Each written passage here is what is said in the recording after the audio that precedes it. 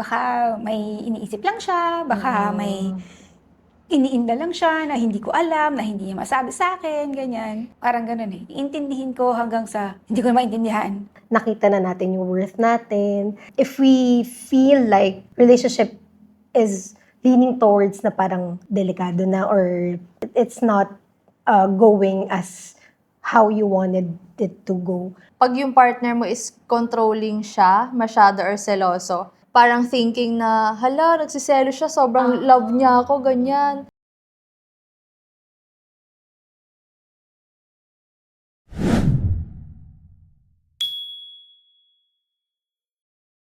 Hi everyone, this is Nextpeed and this is Nix, your host, and I have new set of generations here with me. We will discuss different kinds of situation, experiences, and topics na makaka-relate ang lahat. And I have here Michelle from Gen X. Hi, Anne. Millennial. Merliza from Gen Z.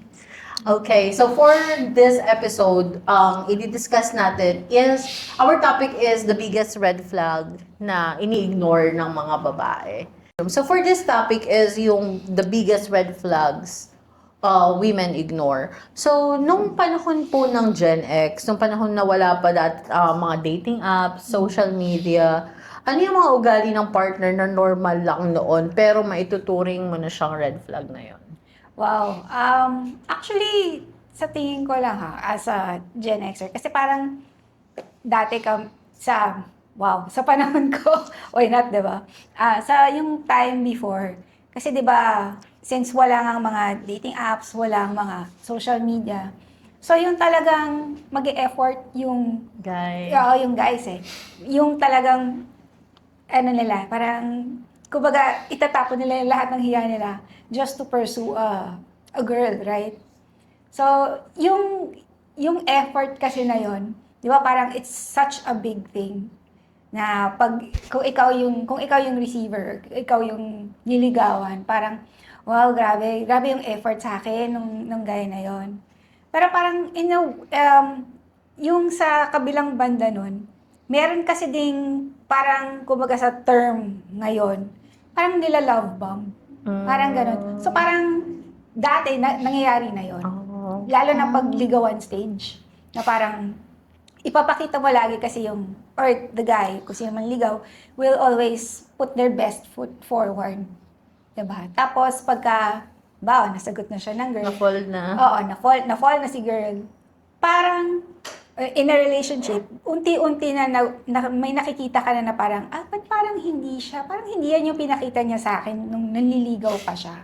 Parang gano'n. So, may mga ganong instances, I guess, na parang, I don't know if you can say na parang nagkunwari, or parang, hindi naman siguro, parang malalim na kung nalin lang, di ba? Pero parang, kumbaga, parang hindi masyadong naging honest, I guess.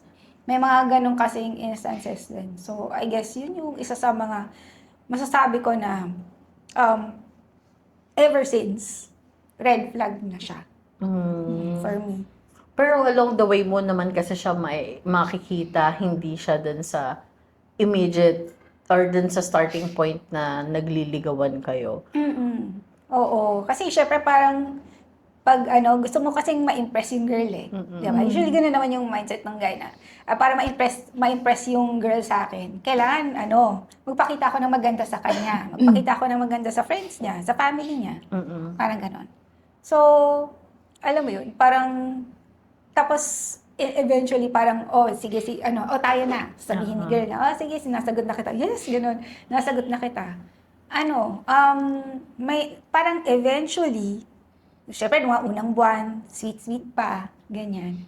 Tapos, biglang, hindi naman bigla, unti-unti, parang may ka na parang, parang hindi na niya ginagawa to. Parang yung dati niyang ginagawa, hindi niya ginagawa sa akin. May mga ganong instances siguro na, hindi naman sa lahat, pero kumbaga, may nangyayaring ganon.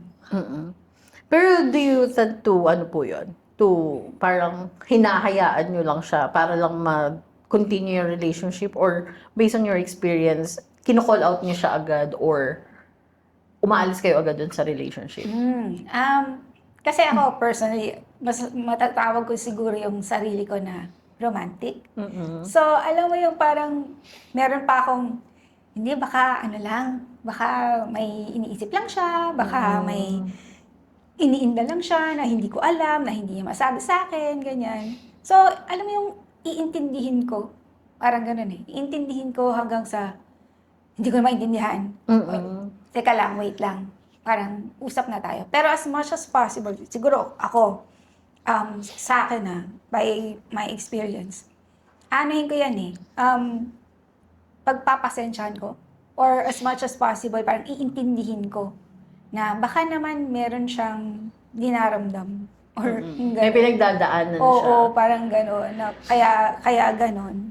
So, parang, alam mo yun, minsan iniintay mo pa eh. Iniintay mo pa na, hindi, baka bumalik, baka magiging sweet ulit siya, gano'n. May spark ulit, ganyan.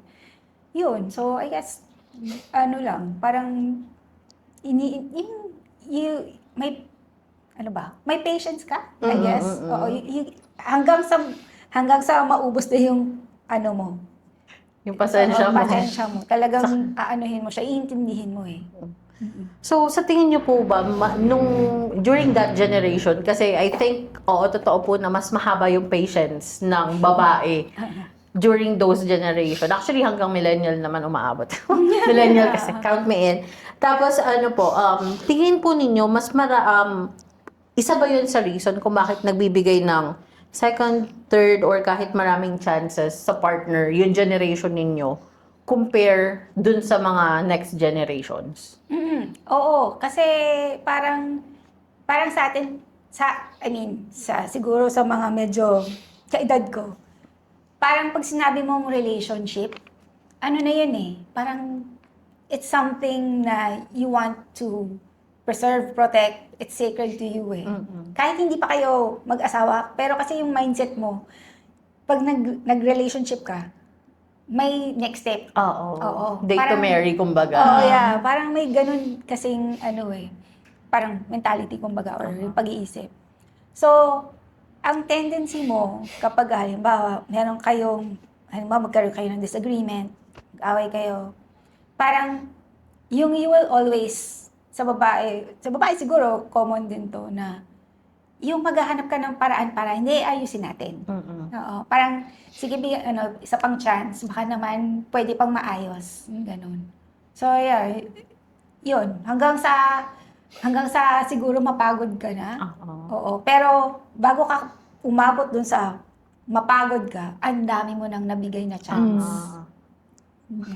Totoo. So, what's your perspective about dun sa experience or kung ano yung vision or perspective ng Gen X pagdating sa ganitong Actually, hindi naman sa parang like, kumbaga parang hindi naman kami opposites ni Miss Michelle na romantic siya, ako naman hindi. Parang kumbaga it's more of, I guess, being on the practical side na parang, or siguro parang naging na rin siya, in time, parang na-acquire na siya ng millennials na dati kasi we saw how women were treated then. And then, kumbaga parang may progress na siya. Na parang hindi man siya instantaneous na nangyari. Gradual yung parang nakita na natin yung worth natin. Na parang if we feel like the relationship is leaning towards na parang delikado na or it's not going as how you wanted it to go. Parang ang is we're getting the options na are we still going to salvage it or parang hindi, ito na, done na ako. Kumbaga parang we've been through both the traditional sense and the modern sense of romance. So parang ang dun is na acquire na natin kung ano ba yung dapat natin makita. Although hindi naman siya like major pa. Kumbaga parang it's still a work in progress, but at the same time it's happening naman na. Yun. Oo, kasi dun sa generation nila, it looks like kagaya nga nasabi ni Miss Michelle kanina na as much as kaya niyang intindihin, Yes. iintindihin niya. Yes. Kaya dun nagfo-fall, yun dun sa previous na episode na sobrang sacred kasi ng relationship sa generation nila na parang Yes. parang hindi mo dapat basta-basta pakawalan yung relasyon na to kasi commitment ko to. Yes. So, 'Di ba? Hanggang sa yun nga sabi na hanggang sa mapuno ka na lang, saka ka na lang aalis or saka ka mag-iisip kung ano yung next step. Which is again, we are going to the point na nagkaroon na ng pagkikreate ng strong independent woman because of the bad Yes. experiences na kung ano yung mga Yes. previous generations yes, meron. exactly. So sa tingin niyo po ba, as a millennial, ikaw, meron ka palang take about dun sa sinabi ni Miss Michelle? Sa akin naman po, I think sa generation namin, na-witness po namin na pagdating sa generation nila is sobrang, talaga, like strict talaga ng iba pong mga bagay. Tapos, ayun, like kagaya po ng sinabi nyo na hanggat yung babae, hanggat kaya niya magtitiis siya for the sake of love. Yeah. Ganyan. Lalo na sa generation nyo na parang sobrang taas ng tingin nyo sa love and relationship na parang kahit alam nyo na hanggat kaya pa siya ilaban, basta hindi mag-break yung relationship is ilalaban nyo siya. Ayun po yung parang nakita ng mga generations after nyo, like millennials, Gen Z, na parang tumatak din po sa amin. Na parang, I'm not speaking for everyone, pero I don't think is kaya siyang gawin ng lahat ng babae sa panahon ngayon.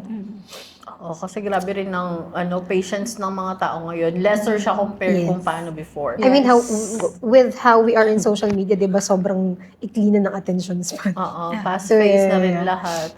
Kaya akala nung iba ngayon, which is giving us the parang impression na yung mga millennial ngayon is, once na na-identify nila na this is a red flag, let go. Wala na. Yes. If you are a walking red flag, wag na tayo mag-uusap. Pero for me, I don't think it's a wrong thing po na sinabi niyo po na yung ibang women ngayon parang mas wiser na sila na pag may nakita nilang ibang bagay na red flag doon is parang let go na nila. I don't think it's wrong kasi parang it's a reflection of their self-respect then. Pero I think sa older generations is parang hindi naman sinasabi na parang sobrang sama nung ginagawa ng partner. Pero sila kasi parang they have this mindset na sobrang sacred ng kasal or relationship na parang to the point na hanggat kayang magtitiis kahit parang abusive na yung relationship, hindi na maganda. Which is parang hindi nasundan ng mga mas batang generations. And I think that is progress po. Oo, totoo din naman. Kasi nga, yun nga, kagaya nun, nagmumukha na lang, di ba ang term pa nga nila nun, martir? Yeah. Martir daw yung mga babaeng nag-i-stay sa relationship na abusive na yung husband, nag-cheat na, kita nila na meron ng dinidate na ibang babae, pero still nag-i-stay dun sa family. Kasi ganun kasagrado ang kasal. At saka, di ba, they have this mentality kasi dun sa mga previous generation na nakakahiya kung maghihiwalay kayo ng asawa mo, paano na yung image ng pamilya Yes, natin. may stigma. Meron pa rin ganong stigma kasi. So, yun yung siguro yung difference. So, which is ngayon, open-minded na yung tao na kapag hindi ka na masaya, hindi na maganda, hindi na healthy, let go. Yeah. Yun yung naging progress ng Yes, relationship. parang mas sinasaalang-alang na yung well-being ng isang tao while nasa in a relationship siya compare sa kung ano yung magiging tingin ng society sa kanya just because nagsasacrifice siya para dun sa tingin ng mga taong dapat gawin. To add lang din siguro, parang I guess, it comes within our environment. Kumbaga parang kasi, di ba, Philippines is dubbed as one of the most religious, di ba? So, ang ano dun is, the sanctity of marriage is sacred, yes. Pero, for me, kumbaga parang ano is, just up to an extent. Like, hindi naman din siya, parang ang ano din is, hindi siya, kumbaga parang it's not, I don't have the same mindset as everybody else. Pero if willing kayo maging open, and if you see na parang wala na patutunguhan to, especially if you're being abused, yon talaga, as in like, parang that's the last straw that you could give yourself. Kumbaga parang, ang ano na lang din is, if wala na tong patutunguhan, then please, leave. Oo. Yun na din talaga. Kasi, I think, ang ano naman din is, hindi dapat parang hindi dapat ano yun? Ano yung term na yun sa Tagalog? Sorry. Parang hindi dapat pinagbubuhatan ng kamay ng lalaki ang babae. Kasi dapat ang babae minamahal. Yeah. Yun. Or Yun like siya. in any way na abusive, like hindi lang naman po kasi physically Yes. ang abuse, like verbally, ganyan, Mental, mentally, emotionally. like in any way na you're very abused in a relationship and parang nagtitiis ka, parang kagaya po ng mindset niya, I don't think it's right also to stay in that relationship just because parang committed ka doon sa tao. Oo. Ayan po. And even kahit ano yan kahit habang nagde-date kayo, parang yun nga yung don't tolerate that kind of behavior from your partner talaga. Especially if you're just starting, nag-date Yes, pa lang kayo, oo. tas ganun na. Parang, Oo, talagang red flag. di ba po? Oo, that's Parang, the red parang flag. nagde-date pa lang kayo, save ganun yourself na. as early. Yeah. Ayun. So, yun nga, sa part kasi ng millennials is, since dun nga tayo, nasa sandwich generation tayo. So, nandun na yung pagiging half woke, half traditional. Yes. So, ang nangyayari is meron nag-aagaw yung ano ba, kailangan ko ba magstay kasi baka mag-work pa naman siya, or hindi, kailangan ko nang umalis kasi baka mas malala siya sa susunod. Diba? So, sa generation kasi ng millennial, diba, parang dyan nag-start yung dating apps, social Yes. media, Oo. tapos yung mga, ano ba yung mga ugali na nung partner na normal lang noon na maituturing na red flag ngayon? Actually, nabanggit na ni Miss Michelle kanina, yung parang pretentious. Hindi, di ba? Parang ano po, you have to put your best foot forward kasi nga parang you wanna impress the girl, para maano. Especially, noon may ligawan stage pa na parang kailangan makuha muna yung loob ng parents, ng family, di ba? Unlike nung sa atin, sa millennials, parang at the infancy of technology, ang ano niya, kumbaga parang nag-start siya as simple as a Facebook message or YM, gano'n, di ba? Text nga dati, di ba? Chika, mga gano'n. Yung mga gano'n. MIRC. Yahoo Mail. Gano'n pa yung mga ano namin before.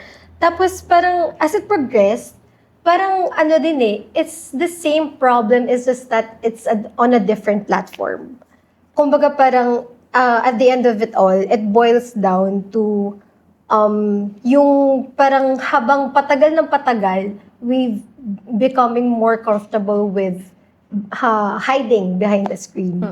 Diba? Kumbaga parang, yun nga parang ano, diba, ang dami ng keyboard warriors, na parang yung opinion mo kung ano-ano na lang, kahit na parang medyo off na siya or demeaning na siya, parang wala nang pake yung karamihan sa atin na ilabas yung sentiments nila na gano'n just because they're hiding behind a screen. Diba? So, parang ang ano doon is, yun nga, hiding behind a screen is, I think, the biggest, if not the biggest red flag. Kasi nga, parang doon na lumalabas yung ghosting, doon na lumalabas yung catfishing, stalking. Kumbaga parang ang daming, kasi nga, ang ano kumbaga parang instantaneous since parang all details, Google mo lang, andyan na siya, di ba? Yung mga ganong aspects na parang dati, ang hirap na parang, before parang magtatanong ka pa, paano ganito, ganyan? Ano ba gusto niya? Yung mga ganon. Tapos, unlike now na parang, stalk mo lang to, sige to, ganyan. So, makikita mo na agad kung ano yung interests niya, saan ba siya pumupunta, saan siya lumalagi. Yung mga ganon, that I think is one of the biggest red flags natin. Oo. Actually, ano pa nga sa era pa nga ng millennials, nag-start ang mga poser sa Yes. Friendster. Poster pa yung poster pa yung time na yun. Just, oh my God. Di ba, ang daming mga pictures na pare-pareho yung profile picture pero iba-iba yung person behind it. Di ba may mga sumikat nga nung mga time na yun na eto siya, saan na kaya siya ngayon? Yung mga ganon. Kasi sobrang dali. Diyan na rin nagiging mas madali ang cheating. Nag-start Yes. siya dyan sa generation natin. Kasi Yes. through text message, di ba yung mga clan dati? I don't know kung nagkaroon ka ng clan. Kasi text message lang dati, group text lang. Hindi pa uso ang Telegram. Oo. Diba? Tapos ano kayo, ang tawag doon? Eyeball ba yung tawag doon? Yung Yes. mag-meet Meet, kayo. yes, meet up. Tapos doon pala sa clan ninyo, dalawa kayong jowa niya. Yung mga ganon. Nangyari talaga siya. Though, mas mahirap that time kasi naglo-load pa tayo. Unlike ngayon, Yes. may mga free Wi-Fi, Oo, data, free Wi-Fi data ganyan. na. So, parang, dun siya na-develop. Sabi nga, may progress talaga siya when it comes to cheating then. Yeah. So on and so forth. Pero, ang nakita ko lang kasi ngayon, syempre, mas aware na yung mga Gen Z dun sa mga possible na maging signs na nag-cheat yung partner nila. yeah. Mas matalino na nga sila ngayon. So, sa generation din natin, mas pinapakinggan ba yung instinct o mas binibigyan ng benefit of the doubt yung partner? Actually, on a personal perspective kasi, it should be a bit of both. Kasi, parang ang ano din naman na, in society, sinasabi nga nila na malakas ang kutob ng babae. Which, ideally, tama naman siya. Although nagkakamali naman tayo, pero yun nga, majority of the time, tama eh. Oo, no? Diba? Nangyayari talaga siya. Kumbaga parang, ang ano natin is first impression talaga, it lasts. Especially sa babae. Pero, yun nga, circling back, parang ang ano is, of course, syempre, who are you to judge? Pero at the same time, you have to also be cautious. Maging observant ka din. Kasi, like for example, tawag dito, ano yun? Parang, dati reto pa tayo nun eh, na ano, kumbaga parang naabutan ko din yung reto na yun. Siyempre, pag nireto sa'yo, parang kahit pa paano medyo napalagay na yung loob mo na, kakilala kasi ni ganito, ganyan. So, kumbaga parang, yung ano mo, yung tawag dito, kumbaga parang it's more of an observing rather than ano na siya, kumbaga parang inanohan mo na siya ng impression mo. Unlike now, na dating apps, dapat talaga on high alert ka. Kasi, of course, syempre, ano din, safety mo rin as babae kasi we're technically the parang mas victimized na gender. Target. 'Di ba? Parang ganun. Pero at the same time, yun nga, at the very end of everything, kumbaga parang ano yung mas tawag dito? Mas mahalaga for you. Pero of course, you have to be wise with how you're handling things din. So yun siya. Oo, kasi ang hirap din kasi talaga nung sa dating app. Actually, minsan hindi mo nga alam, 'di ba? Yun nga, sabi mo nga yung catfishing Yes. na kakilala mo naman pala talaga. Tapos nagpapanggap na Diba? stranger siya. Para lang worst pa dyan minsan is ang tawag dito, yung malapit pa sa'yo, yung gumagawa sa'yo nun. Diba? Sobrang ang sama lang sa experience. Kasi kapag na-discover mo, ikaw na rin yung, parang mag-iiba na totally yung tingin mo dun sa tao. Magkaka-prestige. Oo. Na ito nga kakilala ko, tapos gagawa niya ako ng ganito, what more from ibang tao. So, let's go to Gen Z. Kasi sobrang common itong word na situationship ngayon. So, situationship, ghosting, and mixed signal. So, ano ang red flag na sa tingin mo or Gen Z is masyadong na-normalize? Sa tingin ko po yung red flag na masyadong na-normalize, for me lang po, I'm not speaking for everyone naman, is yung parang pag yung partner mo is controlling siya, masyado or seloso. Kasi for me po kasi pag mahal mo or gusto mo yung isang tao, parang meron kang parang thinking na, hala, nagsiselo siya, sobrang love niya ako, ganyan. Tapos parang, minsan kasi, yung parang nagkakahilo effect ka, na parang iisipin mo, parang lahat ng ginagawa niya, kahit red flag na tama, sa palingin mo kasi may gusto ka dun sa tao or interested ka. Pero minsan yung mga tao sa paligid mo na rational sila mag-isip, hindi sila attached dun sa tao, sila minsan yung nag-a-advise sa'yo na, parang hindi normal yung ganyan dapat. So ayun po, yung super controlling or seloso to the point na toxic na, ganyan. Kasi parang ikaw sa sarili mo, iniisip mo na, tama lang yun, mahal ka lang niya, ganyan. Pero for me, pagka to a certain extent na parang hindi mo na magawa yung mga bagay na dapat mong gawin or gusto mong gawin sa sarili mo kasi pinipigilan ka niya, parang, I think po kasi pag magkakaroon ka ng partner, dapat hindi siya yung parang feeling mo makukulong ka. Ako po, like, I believe na even if may partner ka, you should have your own individual personality or individual life na kahit sabihin partner kayo, meron kayong kalayaan sa isa't isa. And not because you don't love each other, but you have like different sense of self. So, for me din po kasi pag super controlling or seloso ng partner mo, parang it tells you something na wala siyang tiwala sa'yo.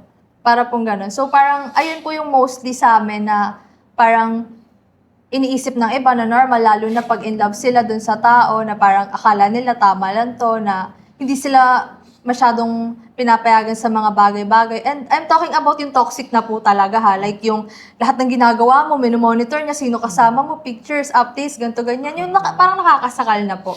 Yun, ayun po. Actually, I don't know, so millennials, happening na yan. Yes, it did. It did. Like, Di ba? it wasn't a pleasant experience, to be honest. Parang Traumatizing. yes, very, very much. Kasi parang ang dun is, wala ka ng, kumbaga parang ako kasi, yes, wala kang freedom. Kasi ako as a partner, parang, I'd give you all the liberty. Kumbaga, parang ang ko na lang din is respect for you, na parang, I give you my trust. Pero pag once na masira mo yun, it's off. Parang yung time na yun na parang halos like kunyari nasa labas ka with friends or even with your family, para magme-message siya, nasan ka? Parang anong ginagawa mo? Kada time. Grabe. Ihihi ka lang, hindi ka lang mag-reply ng 1 minute na. Yung tipong nakatulog ka lang, ang haba na ng litanya. Yung ganun. Parang tingin ko po sa ganun is, bukod sa wala siyang tiwala sa'yo, like fully, is yung parang I think, usually sa mga ganun is meron silang things or issues that they need to work on themselves. Kasi baka meron silang like past issues na nag-cheat sa kanya. Yes. Pero it doesn't mean na may ganun siyang Kailangan issues is dalin. i-project niya yun sa Yes, magiging exactly. next partner niya. So, parang lesson din siya na if alam mo sa sarili mo, di ka pa fully healed, huwag ka pumasok sa bagong relationship Yes, kasi exactly. kawawa din yung susunod. Yes. Ang take ko din doon is afterwards. Kumbaga parang nung nakahinga na ako after everything. It's more of an insecurity thing doon sa partner mo rather than yourself. Kasi kumbaga parang may rin yun eh, in your mind, may guilt siya sa mo na parang ano ba yung pinakita ko, ano ba yung ginawa ko for him to act that way. 'Di ba? It's more of, I'm not saying na naman na kumbaga parang if be Cinderella if the shoe fits. Pero ang doon, it's more of an insecurity thing from your partner rather than yourself, kasi it's projecting what's wrong with him rather than with yourself. Oo, Yun totoo. Going back din sa kwento nga niya kanina na kinikilig pa yung iba kapag tinatanong. Actually, in the beginning of the relationship, Yes. nakakatuwa yun. Kasi may concern. Oo, kaya Yes. mo concern. Naroromantasize siya. Hanggang sa nagiging habitual na yung nagmumukha ng parang lahat ng kilos mo kailangan i-report mo na sa Dinaig pa kanya. tatay mo.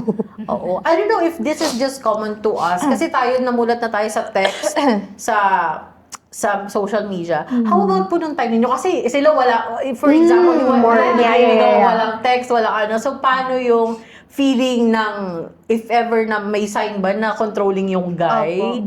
Parang, kung titignan mo, parang ganun lang din. Minus the social media aspect. Okay. Kumbaga parang, sige, sabihin na natin, yung minsan, lagi kayong magkasama. Di ba, ganon. Parang gusto niya na lagi siyang kasama sa lakad mo. Nung ganon. Parang, in a way na, medyo nakakasakal din yung ganon. I mean, Nakabuntot oo, lagi. Yeah, for my own perspective, parang, oo, nangyari naman din siya dati. Kahit nasabihin mo na, siguro, this is like, parang across all generations, it happens really. Na meron talagang ganong klaseng tao sa relationship na gusto niya na, yun nga, parang nakokontrol niya yung oras mo. Or parang laging alam niya dapat kung nasan ka. Yung mga ganon. So, yeah, it happened naman din na siguro mas I can't say for myself kasi hindi ko rin naman masyadong experience yun. But based on what I've seen na parang yun nga, yung parang hindi mo alam kung bakit, pero like siya nandun. Yung parang gano'n, parang, ba't nandito to? Binabantayan ka. From ako. Tapos I have a friend na gano'n, na parang wala ka ng oras ba para sa sarili mo or parang yung kailangan ba lagi siyang kasama, lagi Like, siyang sa kanya umiikot yung Oo. mundo mo. Or parang parang lakad natin to parang halimbawa lakad ng barkada to. Yeah. Papayag ka na nandun Opo. yung guy na parang Opo. pero di ba parang usapan natin tayo lang. Oo. Like, may surprise pala. Like, may mga friends po akong ganyan before, lalo na nung ano pa lang kami, medyo senior high, ganyan, junior high, tapos parang, may boyfriend sila, tapos, di ba po, nag-aayaan kami, tapos dapat supposed to be kami-kami lang. Like, bonding namin yun, di naman, friend ka namin, pero yung boyfriend mo, hindi namin siya friend. Pero it doesn't mean na hate namin siya. Pero kumbaga bonding natin to. Tapos parang, minsan walang paalam, isasama siya sa bond nyo. Parang, kami, mapapaano na lang kami. Ano ba to? Wala man lang heads up or something. Or I think, if like yung boyfriend, dapat minsan siya mismo yung magsabi na hindi, sige na. Like, Lakad na yan. lakad nyo yan eh. Parang, magkasama naman tayo lagi. Spend ka naman ng time sa, friends mo. Oo. Actually, hindi yun sa akin. Like, nung kami pa nung husband, nung hindi pa kami kasal, nung husband ko. So, magkaiba talaga kami ng, group of friends. Parang gano'n. So, parang, ang sa akin kasi, parang, hinahayaan kita na you go with your friends, pag may lakad kayong barkada, I let you, parang go with them, na hindi ako kasama. I don't need, parang, sige, kailangan ko malaman saan kayo pupunta. What you gonna do? Bahala na kayo dyan. Parang ganon. Parang, siguro sa akin, I expect also the same. Na parang, kung may lakad ako with my friends. Hayaan mo ko. Oo, hayaan mo ako. Hayaan mo mag-enjoy with them. Kasi this is my time with them. Parang ganon. So parang, sige, sasabihin ko sa kanyo kung nasan ako, or sa ako uwi. Pero in between that, whatever we do, whatever we talk about, wala ka na doon. Yung ganon. Oo, kasi nawawala yung girls talk, di ba? Kapag may kasamang jowa, kahit sabihin mo, hindi mo jowa or jowa ng friend mo, tapos sabihin na, hindi naman niya tayo iniintindi, hayaan mo lang siya dyan sa gilid, antayin lang niya ako. Pero hindi, may papasok, may magti-trigger sa tenga niya, na patatatak sa isip niya, na iisipin niya na next time na hindi siya kasama, ganito pala yung pinag-uusapan niyo, ganito yung gagawin ninyo. Or like, pag sobrang toxic po talaga, baka may iba kang ginagawa, kaya ayaw mo ka isama. Isama. Yeah. Actually, have you guys watched yung movie na Obsession? Parang nakakatakot siya. Kasi siya, parang, basta maganda siyang movie, it's very recent, tapos parang ang niya is toxic love. Na ang niya, kumbaga parang the plot revolves around toxic love, na parang sa lahat na lang nagalaw, dapat nandun siya. Or at the very least, ang pinaka-focus mo is dapat yung partner mo lang. Yun yung movie, that's how the movie revolves. Papasok na siya sa may psycho What is this series na nga sa Netflix na kinukulong niya sa... na-stalker siya. Tapos kapag naging You? jowa niya na... You? Oh, you. Grabe din yun di ba? Parang Yeah. nakita lang niya yung ang dami na naglalaro sa isip niya na... What ifs na ganito, ganyan. Oo, yes. ganyan. Kaya ang ending, pinapatay na yung partner niya. Yeah. Nagiging multo niya rin yung partner niya kasi talagang binabalikan siya. Kasi hindi rin naman talaga magiging at peace kapag may ganon. Psychosis na pala yung Oo, grabe nangyayari. yun grabe yun. Though, ang ganda naman kasi talagang pagkakagawa pero realization na may nag-exist kasi talaga ng mga ganon. Which is nakakatakot. Yes. Kaya dapat early stage na may ganong sign yung partner mo, Alis na.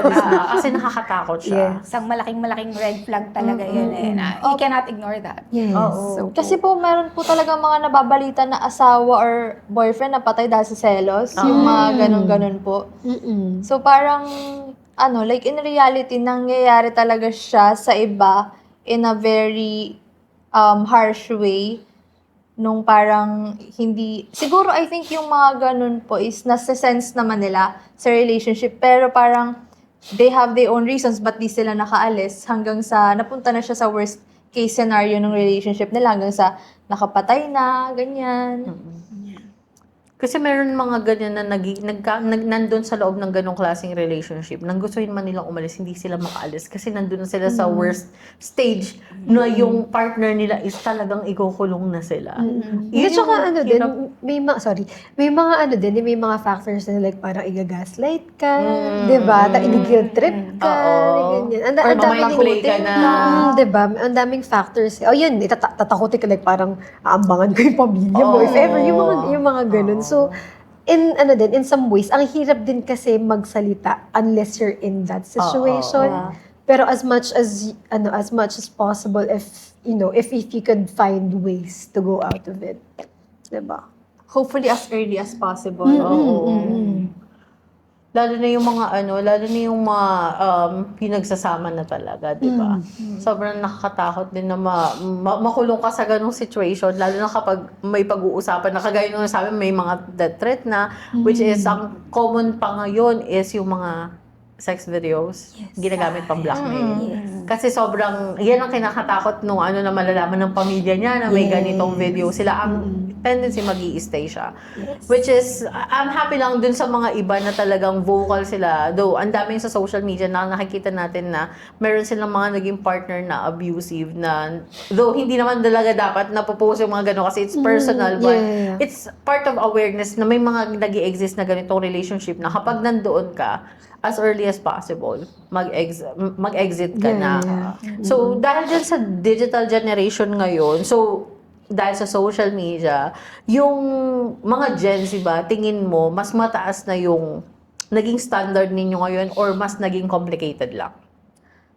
I think po it applies on both ways. Kasi may part na parang feeling ko, tumaas yung standards namin sa nakikita sa social media.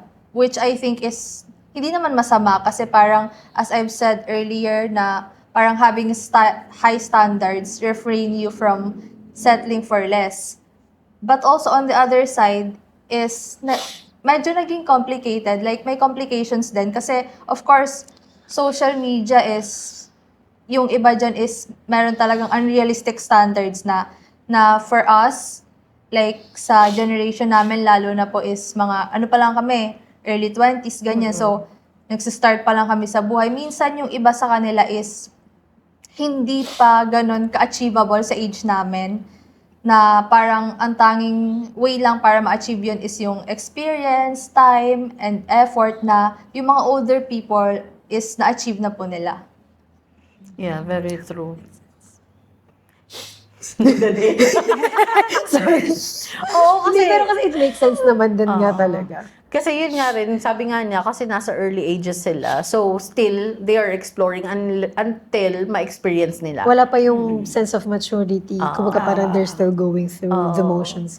So, bagay, yung mga ganyang age kasi, nung nasa ganyang age ako, more on, masaya lang, gano'n. Explore. Ganyan. Yun yung mga happiest moments ng relationship, yung kakasimula eh. Tapos yung wala pa masyado iniisip kasi nag-aaral pa lang kayo pareho. Diba? Yun pa lang, hindi nyo pa masyadong, wala pa kayo dun sa pinaka-ano ng buhay. Di ba? So, ayun po. So, since we got all the perspective and dun sa mga questions na yon, ano pong take away ninyo dun sa whole conversation? Siguro sa akin personally, yung takeaway ko, kasi yung itong red flags is not limited to just one generation. Diba? Lahat yan na-experience in, I guess, in just different ways, different levels probably, or parang iba lang yung medium, I guess. So parang, yun nga, as a woman siguro, as a girl, if you see those red flags, kumbaga wag kang matakot na umalis. Kasi yung sa older generations, meron kasing parang, ano yan eh, should I call it stigma? Na parang, kung ikaw yung umalis sa relationship, you're the bad person. Yes. Mm-mm. Parang ganon. Pero, hindi ikaw yung bad if you're choosing yourself. Yes. Yun siya eh. If you choose yourself, you're not the bad person. So, if you see any sign na parang, this is not for me, or parang ganon, hindi to pwede sa buhay ko, it's okay to walk away. Yun. Thank you po. Ikaw, as a millennial. Paano ba siya?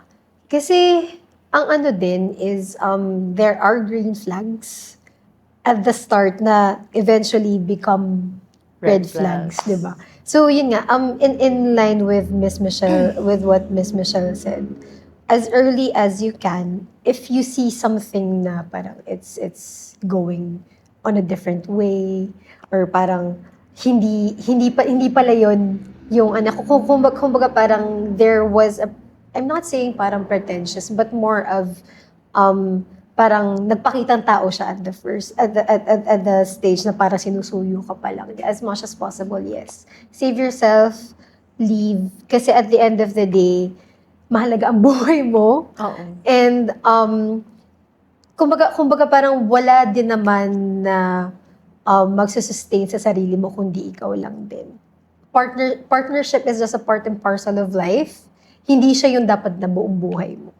So, ang ano dun is the red flags na nakikita mo, kung hindi man siya nag-project sa simula, if you see it in the middle of your relationship, huwag kang manghinayang dun sa effort, dun sa time na binigay mo.